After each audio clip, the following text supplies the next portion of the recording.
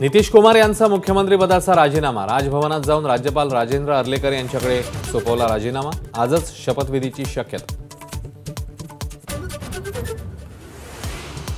महाआघाडीमध्ये परिस्थिती योग्य नसल्याने राजीनामा। नितीश कुमारांचं वक्तव्य। राजीनामा देण्याआधी नितीश कुमारांची पंतप्रधान मोदींशी फोनवरून चर्चा झाल्याची माहिती। मराठा आरक्षणाच्या अध्यादेशाला नारायण राणेंचा विरोध। राज्य सरकारच्या निर्णयाशी आणि आश्वासनाशी सहमत नसल्याचं वक्तव्य। ओबीसींमध्ये आरक्षण संपल्याची भावना। मुख्यमंत्र्यांचं आम्ही ऐकतो पण मनाचं समाधान होत नाही। भुजबळांचा सरकारला घरचा आहे। मराठा आरक्षणाबाबत सरकारच्या निर्णयातनं ओबीसींचं नुकसान नाही। ओबीसी महासंघाचे अध्यक्ष बबनराव तायवाडेंचं वक्तव्य। ओबीसी नेत्यांना जीआरचा अभ्यास आणि चिंतन मनन करण्याचाही सल्ला।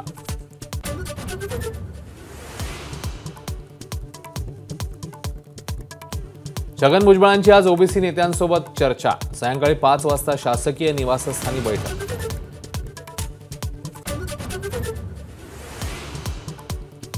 शेतकऱ्यांपुढे मला एकनाथ शिंदे महत्त्वाचे नाहीत। आमची पार्टी 2 आमदाराची जरी असली तरी एकटा बच्चू कडू 100 आमदारांना पुरेसा आहे। बच्चू कडूंचं वक्तव्य।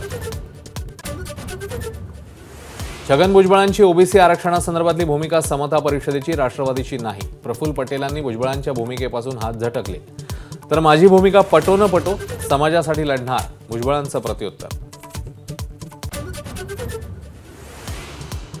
मनोज जरांगेंचं अंतरवाली सराटीत गुलाल उधळत जंगी स्वागत। स्वतःच्या घरात कधी जाणार याची उत्सुकता। तर आज गावकरी गोदापट्ट्यातल्या प्रमुख आंदोलकांसोबत बैठक। बैठकीनंतर जरांगे पत्रकार परिषद घेणार।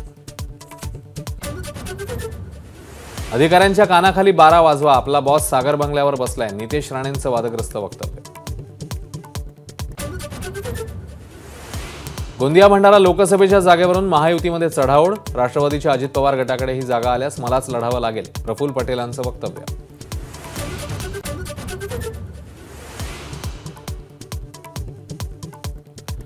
ज्ञानवापीची जागा हिंदूंचीच, त्यांना पूजेसाठी मोकळीक द्या। विश्व हिंदू परिषदेचे आलोक कुमार यांची मागणी।